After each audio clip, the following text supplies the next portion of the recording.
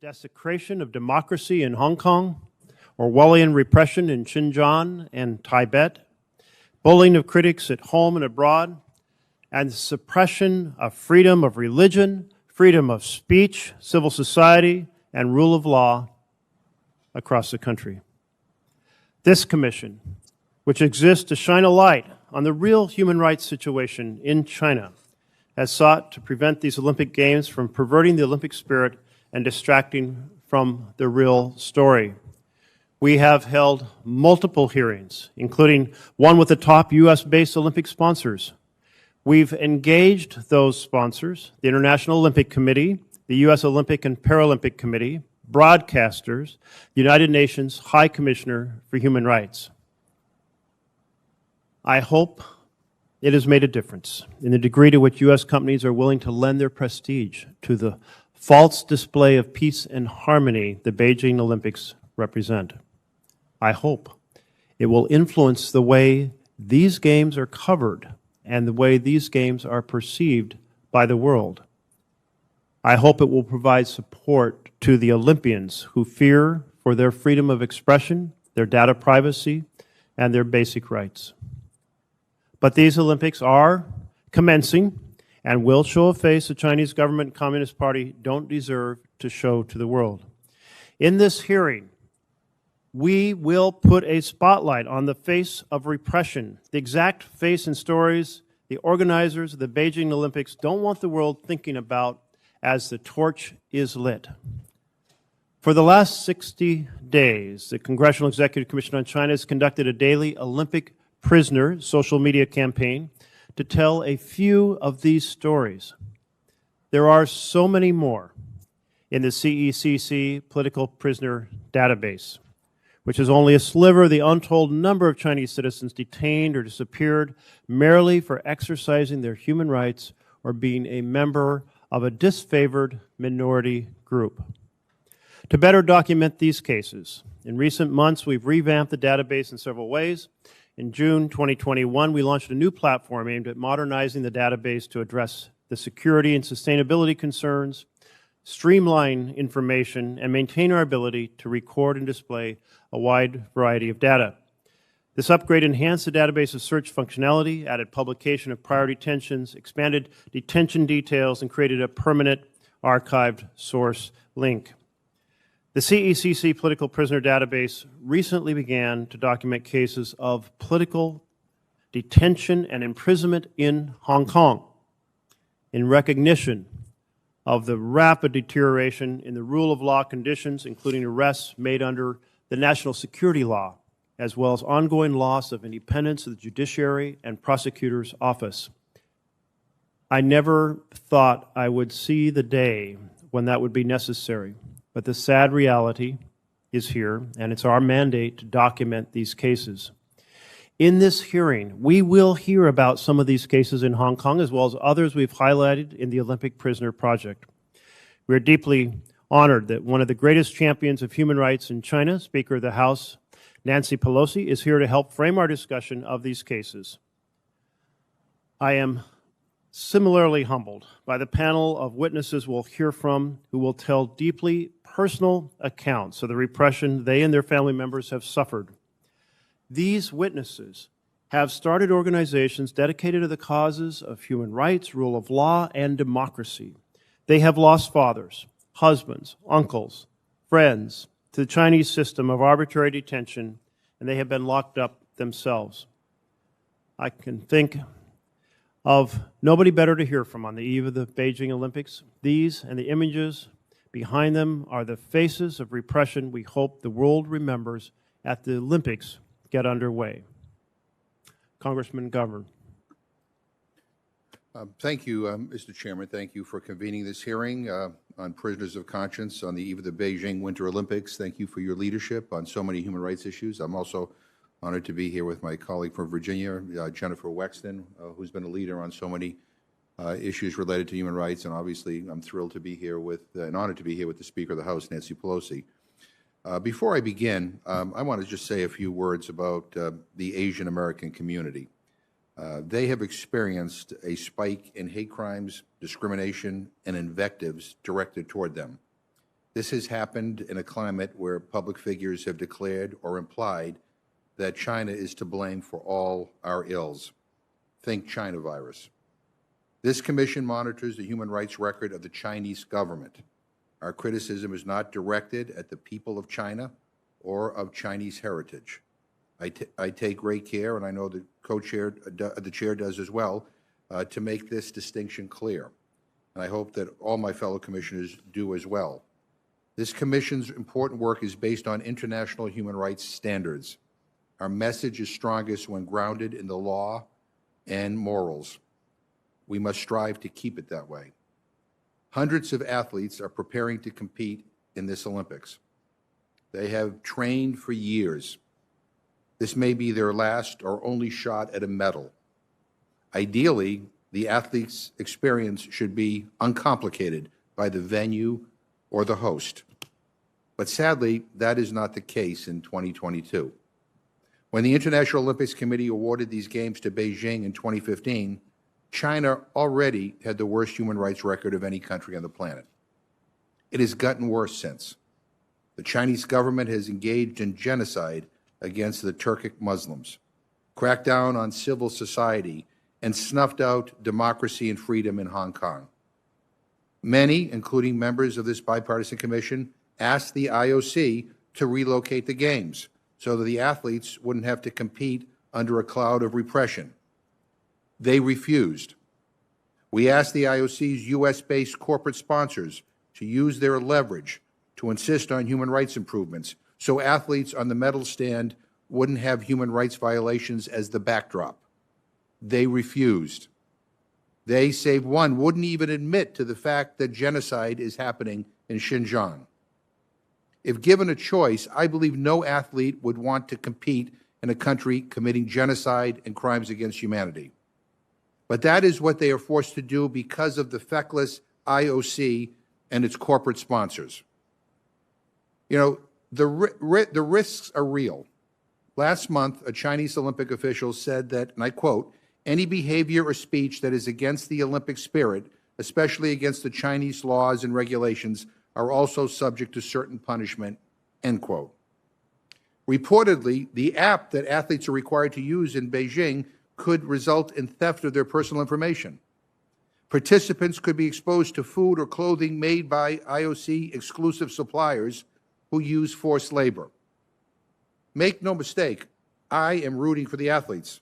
I hope nothing goes wrong. The athletes shouldn't be forced to bear this burden created by companies and entities who want to protect their ability to make money, no matter the human cost. I don't drink Coca-Cola anymore. They operate a bottling plant in Xinjiang. They source sugar from a company implicated in forced labor. Coke will be served at Olympic venues. Every athlete should be aware of the risk. Sponsor companies told us if they spoke up, they would lose market share in China. And then they don't speak up. This is wrong. This has to change. The paradigm must change. These companies are going to need to figure out a way to make money other than reliance on forced labor and abetting crimes against humanity. The IOC will eagerly inform us how many viewers around the world will watch the Games. But they won't tell us who can't watch the Games. Those unjustly imprisoned and deprived of their most basic freedoms by the host Chinese government. Ilham Tohti, Ding Jiaxi, Joshua Wong, Zhang Zhan, Bunko Qi. These are faces of repression and resilience who are represented by our witnesses today. We must always remember the human dimension behind our policy work. It is for prisoners of conscience that we speak out. We must never, never, ever forget them. One person who has never forgotten this is our first witness, Speaker of the House Nancy Pelosi. She has been a principled voice for human rights in China and Tibet for decades. And I want to thank her in particular for working with all of us in a bipartisan way to get the Uyghur Forced Labor Prevention Act through the Congress and on the President's desk where he signed it. She has been a champion for so much important legislation. We welcome her, and we welcome all of our witnesses, and I look forward to your testimonies. Thank you, Congressman McGovern. Speaker Nancy Pelosi is the 52nd Speaker of the U.S. House of Representatives. She made history in 2007 when she was the first woman elected to serve as Speaker of the House, and again in January 2019 when she regained her position second in line to the presidency. Few alive have been as stalwart as Nancy Pelosi in fighting for the rights of the Chinese people, and we are deeply honored to have you with us this morning. Welcome.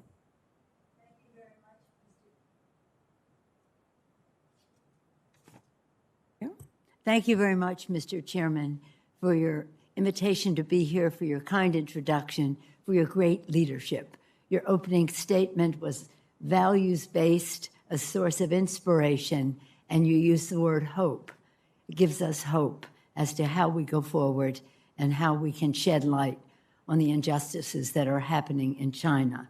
I'm honored to be with you and with Mr. McGovern, who has been, we call him our spiritual leader on this subject when we've been to China and Tibet and the rest, because, again, he has been relentless over the years and intensely involved in shining a light on human rights violations in China, particularly now with the genocide of the Uyghurs. Congresswoman Wexton is blessed with a large number of Uyghurs in her district, and so she has been an important leader in passing the legislation that Mr. McGovern and you referenced. Thank you for your leadership, Congresswoman Wexton. I know it will probably be coming. Chris Smith has been, we've worked in a bipartisan way for decades on this subject, sometimes with another Virginian, Frank Wolf, no longer in the Congress, but always with us in this struggle. So as House Speaker, it is my privilege to again testify before the CECC, as I did most recently on May 2021, and to do so with leaders with whom I have worked to fight for human rights in China. As I mentioned, Mr. Chairman, Senator Merkley, you have been a respected voice on the Foreign Relations, I guess it is in the Senate, Foreign Relations Committee, and as CECC Chair, bring a steadfast commitment to ensuring our nation lives up to our values abroad. Mr. McGovern, CECC co-chair, has been a clarion voice on human rights in the House, across the country and around the world, and a leader since his days in the Congress, well, actually as a staffer before, but in Congress to advance human rights in China. I thank also Chris Smith, again, a former co-chair of this commission, longtime partner to many of us, to hold Beijing accountable, and again, thank Congresswoman Wexton for her leadership. Thank you, Mr. Wexley, for Mr. Merkley, on the entire Congressional Executive Commission on China for hosting this important and timely hearing, Beijing Olympics and the Faces of Repression.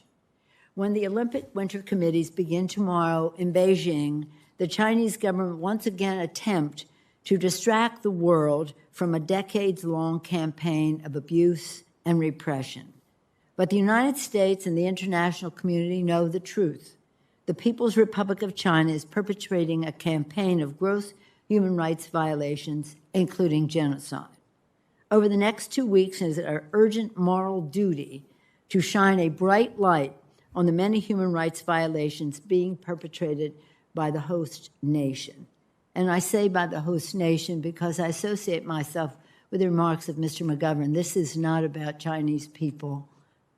It's about the People's Republic of China and a repressive government that has been in power. While we fully support and will root for our athletes, we cannot and will not be silent on human rights in China. I also am honored to be here with brave witnesses testifying today. Yao Xue and Xiao, Johar Ilham, Sophie Luo, Nima Lamo, and Nathan Law. Nathan remotely is my understanding. For decades, the PRC has orchestrated a campaign of terror and repression, From the genocide of the Uyghur people most recently, to aggression against culture, religion, and language of Tibet, to crackdowns against the basic freedoms in Hong Kong, to jailing of journalists, activists, and dissidents throughout mainland China, and intimidation of Taiwan, and more. Yet the Chinese government works desperately to cover up their abuses, rewriting history and projecting a very different image to the world, or tries to anyway. Many in Congress have fought to ensure that the world remembers the truth of the PRC's human rights record and to hold them accountable, including by seeking to deny them the honor of hosting the Olympics. In 1993, Congress passed strongly bipartisan legislation calling on the IOC to reject China's 2000 bid, and we were successful then in doing so. Many of us again opposed China's 2008 bid. Sadly, the IOC chose to sell out on human rights in China, but we continue to speak out, including by urging President Bush then to boycott the opening ceremonies. Now the IOC, aided by corporate sponsors, once again turns a blind eye with the 2022 Winter Olympics just to bolster their bottom lines, as Mr. McGovern mentioned. As I was said, if we do not speak out against human rights violations in China because of commercial interest, we lose all moral authority to speak out against human rights violations anywhere. And that is why at a CECC hearing last May, I called for no official presence at the Beijing Olympics. Thanks to the strong leadership of President Biden, the administration has joined Congress in presenting a united front in this effort. And proudly, many nations have followed America's lead, including the United Kingdom, Canada, Australia, Belgium, Denmark, Estonia, Latvia, and Lithuania. Make no mistake, our athletes should participate. They've trained, they're disciplined, they've dreamed, they've aspired, they've worked hard. But this year, we must celebrate them from home as they compete in China. I would say to our athletes, you're there to compete. Do not risk incurring the anger of the Chinese government because they are ruthless. I know there is a temptation on the part of some to speak out while they are there. I respect that, but I also worry about what the Chinese government might do to their reputations, to their families. So again, participate, let us celebrate from abroad, and don't risk thinking that there are any good intentions on the part of the People's Republic of China government, because there are none. While you're competing, Congress continues to take bold bipartisan action to defend human rights in China and hold the Chinese government accountable. Most recently, the Uyghur Forced Labor Prevention Act, which was proudly signed into law in December, will harness America's economic might to make clear the genocide of Uyghurs must end now. And now, with our America Competes Act, which is on the floor of the House, we will take another strong step to help those who fear for their futures by designating Uyghurs as prioritized refugees of special humanitarian concern and pursuing a humanitarian pathway for Hong Kongers who feel political persecution. Mr. Chairman, and Congresswoman, one of the most sinister forms of torture employed by authoritarian regimes, and certainly the PRC, is to tell the prisoners, nobody even remembers you. They don't know why you're in prison. So why are you just insisting on the truth? We say that. With this hearing, we declare to all who are suffering in the PRC under their abuses, America sees you, America stands with you, America will continue to fight for you.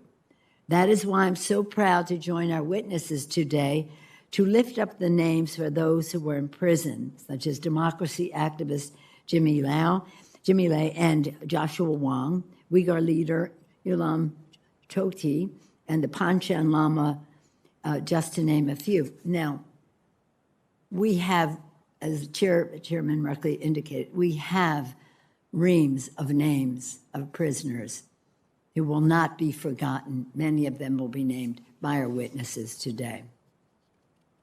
In that spirit of remembering and saying to the PRC, no matter what you do, we will not forget, we will not go away.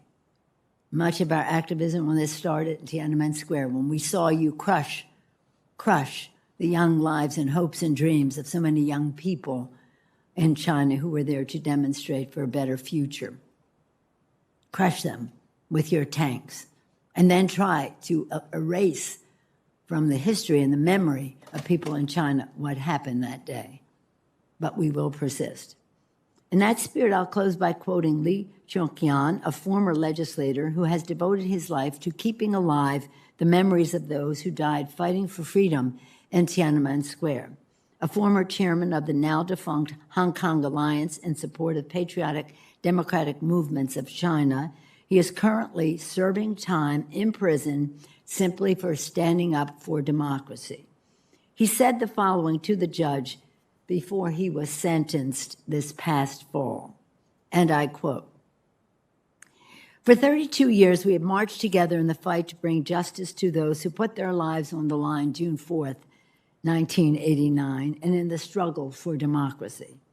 Despite setbacks, we are steadfast in our belief that the universal values of freedom, the rule of law, human rights, and democracy that we have been struggling for will one day take root in Hong Kong and China. And on that day, we will be able to console the souls who came before us."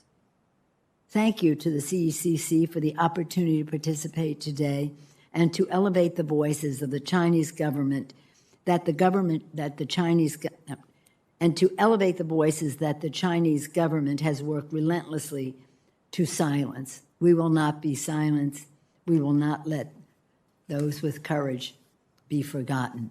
With that, I thank you again for the work of this committee, not just this hearing today, but on the ongoing, and especially at this time, one day before the Olympics begin.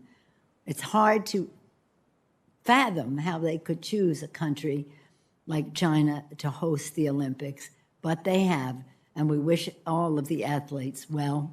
We wish them safety, and that safety includes don't for one moment believe anything the Chinese government might tell you about freedom of expression. You take a risk. Be safe. Thank you, Mr. Chairman. Thank you, Madam. Thank you, Madam Speaker, for your powerful words and your powerful advocacy for human rights in China and around the world. Thank you. I'll now introduce our panel of witnesses. Mr. Chairman, Ranking Member Chris Smith. Hello there. Good morning.